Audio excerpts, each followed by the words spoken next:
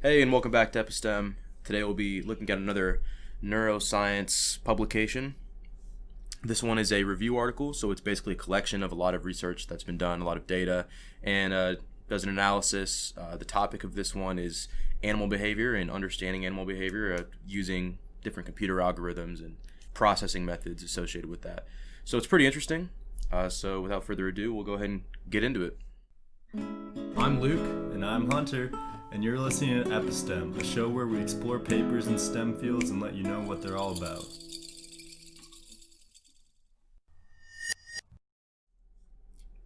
The title of this article is Quantifying Behavior to Understand the Brain.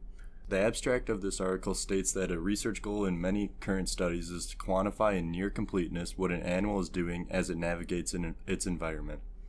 Researchers would like to track brain activity within animals to correlate movements with certain brain activity and ultimately relate different brain processes to behavior and other processes that the animals are performing. Tracking animal behaviors first starts broadly by tracking the animal's movement. This is easier said than done. The first method discussed in this paper is tracking the animal's centroid, or center of mass. The centroid of an animal is considered a singular point. This allows for tracking of the animal, but not its speed or direction.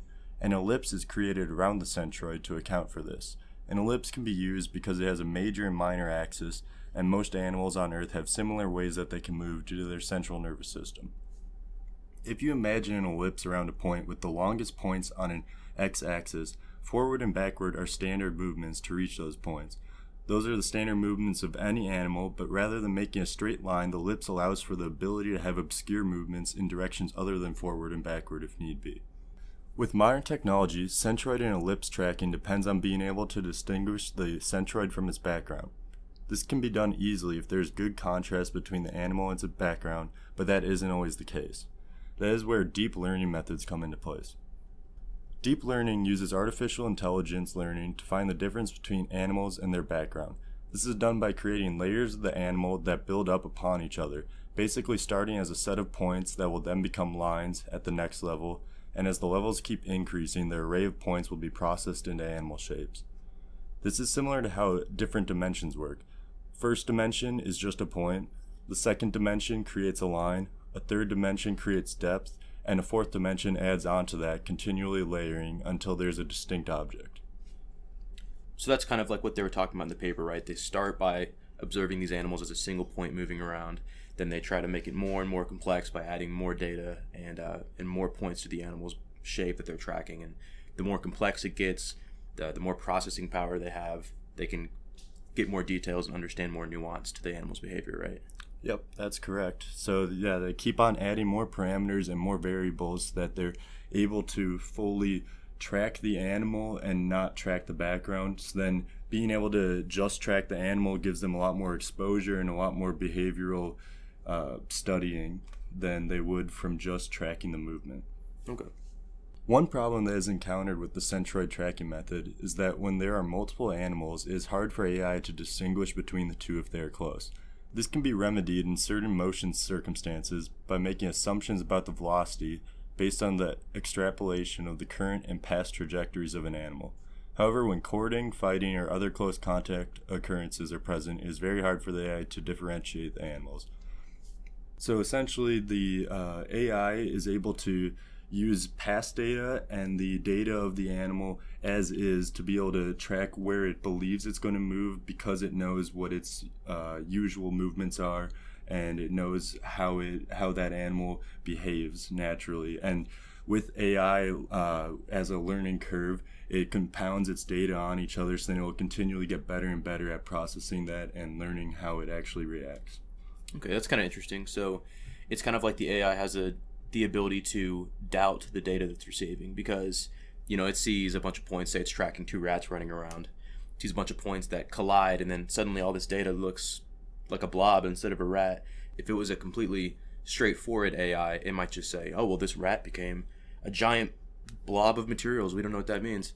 But what you're talking about, they've developed it to the sense where it can predict. It knows that a rat's going to basically maintain its shape. So if it sees these two rats bump together and it sees these points all blob together, it can say, okay, that's not actually happening. There must just be two animals really close to each other.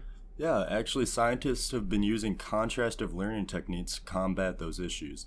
This involves comparing images of the animal to images of itself and another to decide which animal it actually is. So, let's say a rat has a brown spot on its back, it's able to differentiate that from a rat that doesn't have the brown spot. This is actually how facial recognition works, also. It compares your image to known images of yourself and known images of other people. This method unfortunately has a downside due to requiring further setup before observing animals because the visual system needs to be trained on the animal's unique properties so that it can accurately figure out what animal it's capturing. It needs to get to know the subject before it can distinguish it among others. Exactly. So another big thing about quantifying the behavior of animals is animal pose estimation.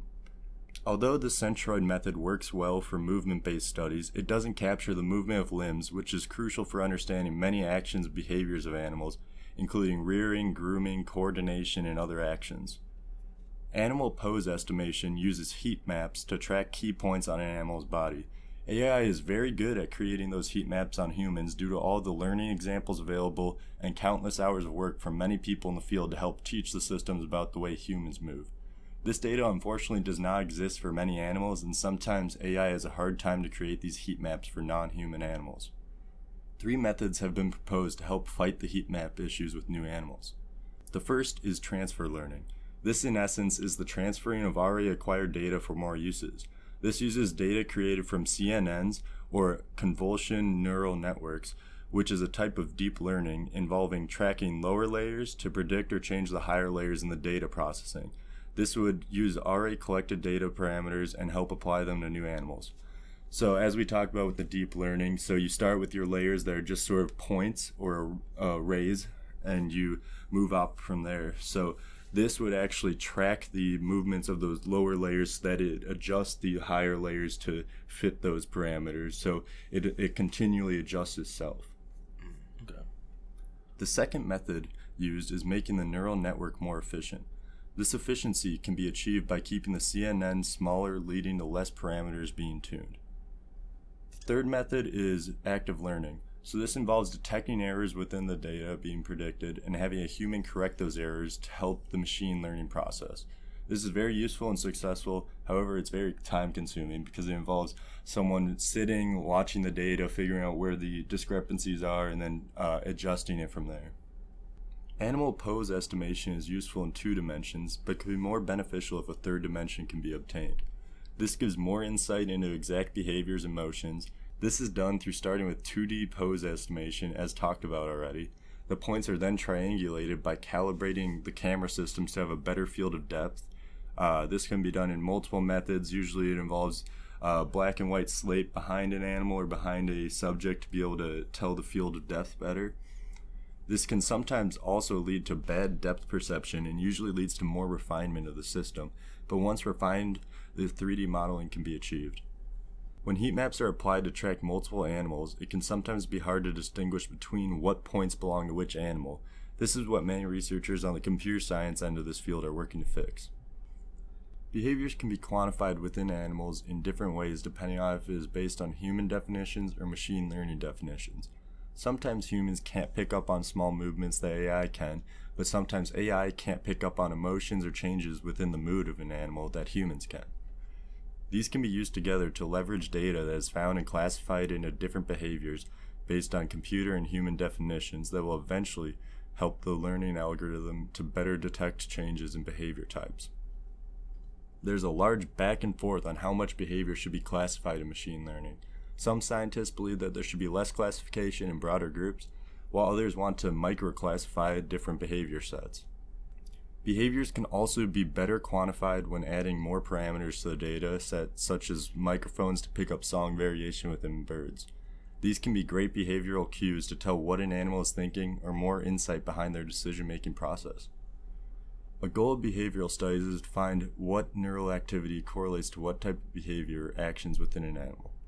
A downside is that most neural studies currently need to be done in closed systems, which does not allow for the true nature of the animal to be recorded.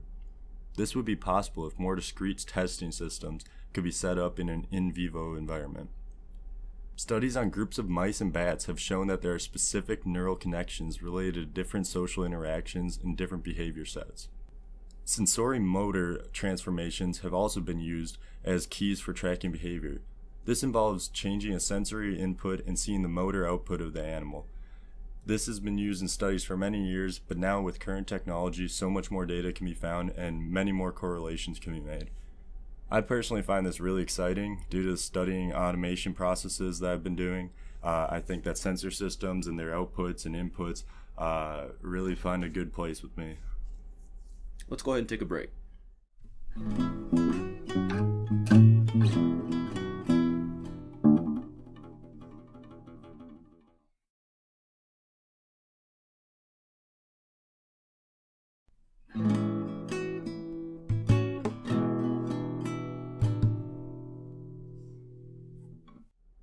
All right, now that we're back, we can get right back into it. So one of the things I thought was kind of interesting about this was the idea and the usage of classifiers here. So classifiers are useful because they're one of the ways that computer scientists can use computer science to sort a lot of data that's otherwise really difficult to sort. So what classifiers do most of the time is they look for patterns or trends in data that are unique from each other, and they just kind of stamp a label on it. So if you imagine like an audio wave kind of moving across a screen or something like that, and it's got a really consistent frequency and amplitude, and then suddenly it speeds up or it gets much bigger for a few seconds and it goes back to normal. A classifier would identify that period of unique patterns and label it as something. Now you could have a supervised machine learning algorithm where you could tell it what that was, or you could tell your classifier algorithm to look for specific pieces of data that do a certain thing, that behave a certain way.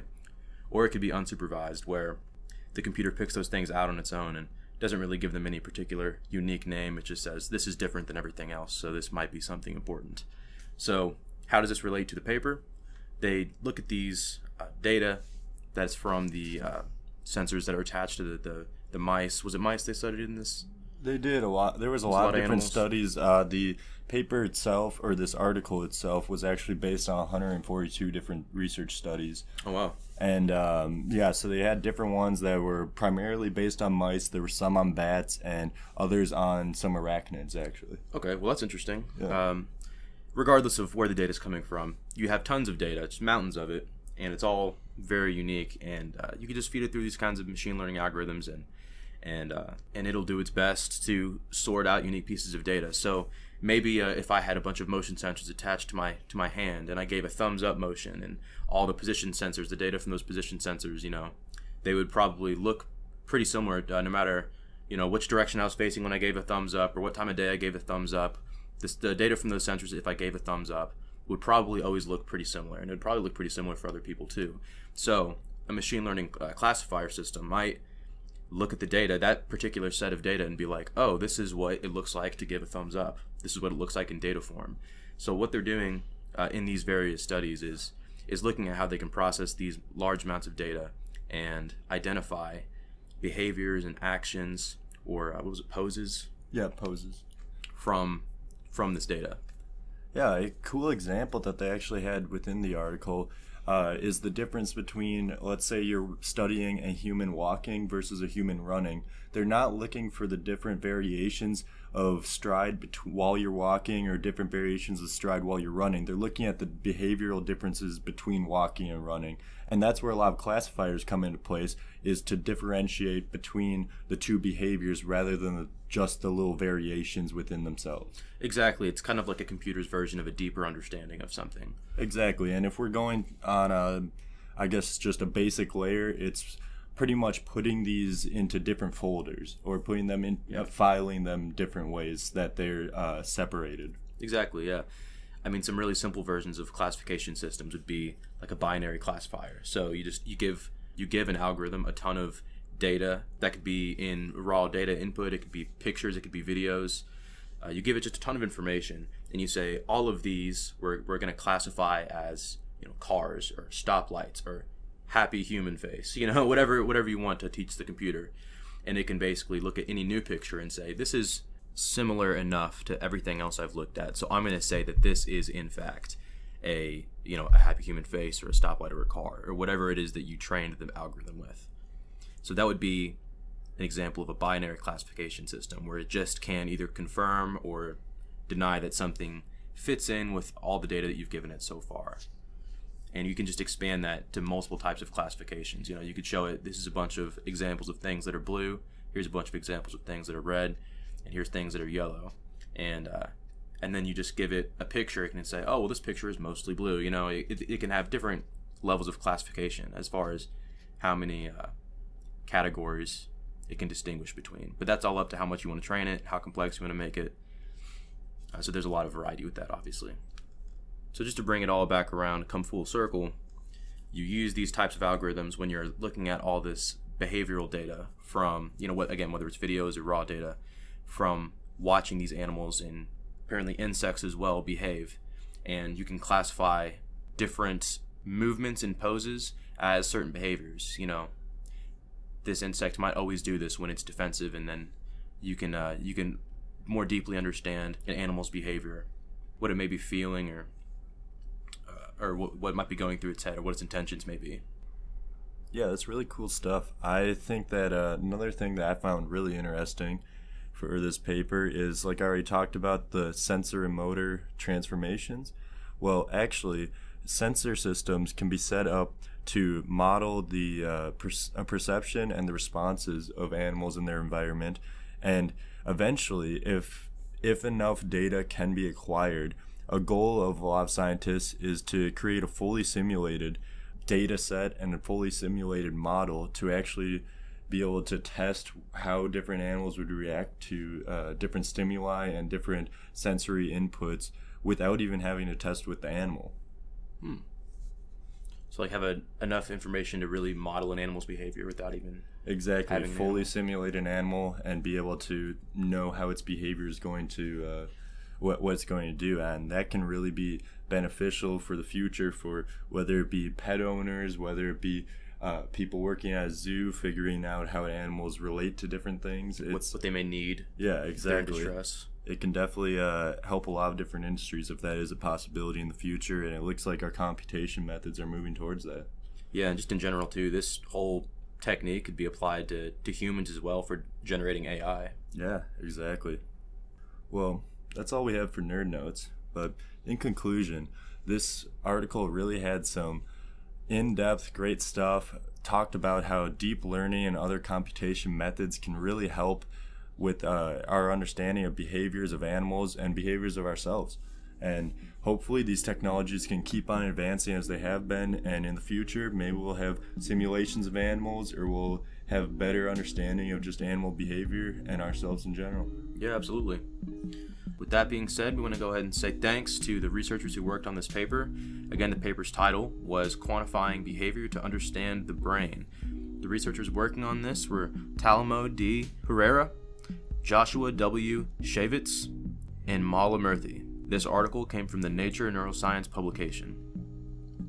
If you have any thoughts or feedback or ideas, or if you just want to collaborate, feel free to find us on Instagram. Our Instagram is epi.stem. Again, you can like our pictures, stay up to date on episodes, and communicate with us directly.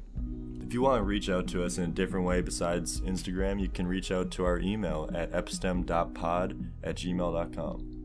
Or if you're feeling especially generous, head over to our Patreon at patreon.com/epistem. Well, thank you for tuning in. Hope you keep on with your neuroscience endeavors. Keep on keeping on.